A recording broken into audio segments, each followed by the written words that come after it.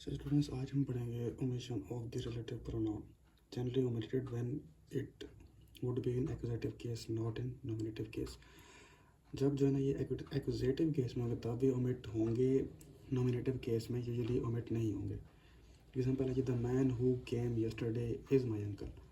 इसमें जो हु है इन नॉमिनेटिव केस आ रहा है, ठीक है। ऐसा सब्जेक्ट है ना, केम का सब्जेक्ट है, केम वर्ब इसका सब्जेक्ट है, तो यहाँ पे हु को ओमिट नहीं करेंगे।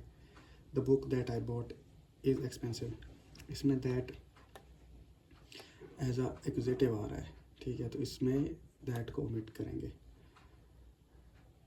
Omission in poetry subject relative pronoun is omitted. अच्छा, पोइट्री में जो है ना सब्जेक्ट एज अ सब्जेक्ट भी जब रिलेटिव प्रोनाउन यूज़ हो रहा होता है तो उसको ओमिट करते हैं।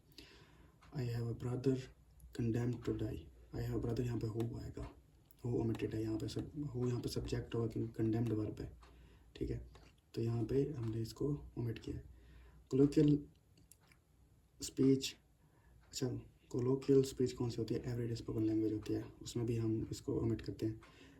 There is somebody at the door wants to see you. अब यहाँ पे there is somebody at the door who wants to see you था, तो हु हमने ओमिट कर दिया है, ठीक है। ओमिशन ऑफ द एंटीसीडेंट, अच्छा एंटीसीडेंट क्या होता है मैंने बताया था, जिसको रिफ्लेक्ट बैक करता है रिलेटिव प्रोनाउन, जिसकी जगह पे हम रिलेटिव प्रोनाउन यूज़ कर रहे होते हैं। Who works not, who works not shall not eat. अब इसका जो एंटीसीडेंट है वो ही है, हु का एंटीसीडेंट ही है ना, he who works not shall not eat, तो इसमें ही हमने ओमिट कर दिया है, ठीक है। एंटीसीडेंट है ही और हु रिलेटिव प्रोनाउन है जो कि ही की जगह पे यूज़ हो रहा है, ठीक है।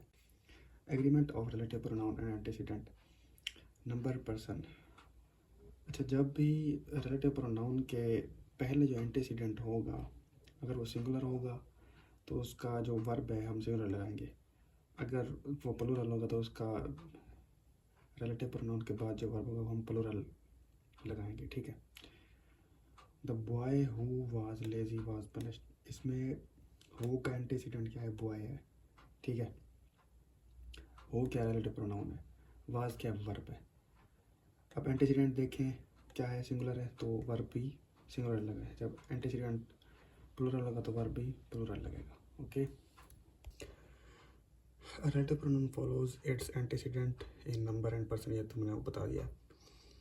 It's case depends on it's job, अच्छा जो भी ये काम कर रहा होगा सेंटेंस में वैसे इसका यूज़ होगा। जैसे जब ये सब्जेक्ट के तौर पे यूज़ होगा तो वो यूज़ करेंगे, वर्क एज सब्जेक्ट यूज़ हो, वर्क एज ऑब्जेक्ट यूज़ हूँ। जैसे एग्जांपल है Rama is the boy who did it, यहाँ पे who as a subject use हो रहा है, डिड का सब्जेक्ट है हु, ठीक है। अब रामा इज द बॉय हुम आई सॉ, यहाँ पे जो हुम है ये relative pronoun as a object use हो रहा है, ठीक है, इसलिए हमने यहाँ पे हु की जगह पे हुम लगाया है। मतलब सेंटेंस केस को देखकर इसको लगाया जाता है रिलेटिव प्रोनाउन को, ठीक है। यहाँ पे अगर जेनेटिव होता तो फिर हुज लगता, ठीक है। पोजीशन ऑफ रिलेटिव प्रोनाउंस, अच्छा close to antecedent to prevent ambiguity, relative pronoun को एंटीसीडेंट के ज़्यादा करीब ही लिखना चाहिए ताकि एम्बिग्विटी ना हो। उसके बाद कंपाउंड रिलेटिव प्रोनाउन कौन से होते हैं? कंपाउंड रिलेटिव प्रोनाउन है जी whoever, whosoever, whichever, whatever and whatsoever. इसका मतलब क्या होता है? एनी पर्सन, हु और एनीथिंग विच के मतलब में आते हैं ये। इसका मेन पॉइंट ये है कि इन सब को एंटीसीडेंट की ज़रूरत नहीं होती, नो एंटीसीडेंट नीडेड। अच्छा अब इसकी एग्जांपल जो है पोजीशन ऑफ रिलेटिव प्रोनाउन वो ये है the boy who won the prize. अब बॉय के बिल्कुल करीब लिखा है हु, उसके बाद कंपाउंड रिलेटिव प्रोनाउन की एग्जांपल है whatever he does well. अस्सलाम वालेकुम स्टूडेंट्स, तो ये डे 28 हो गया। सबसे पहला वर्ड है रिससाइटेशन, दोबारा जिंदा करना। एट्यून्ड हम आहंग, डिसिपेट बिखर जाना। टीचर्स लड़खड़ाना, डगमगाना। एमुलेशन पैरवी। वेलोरस बहादुर।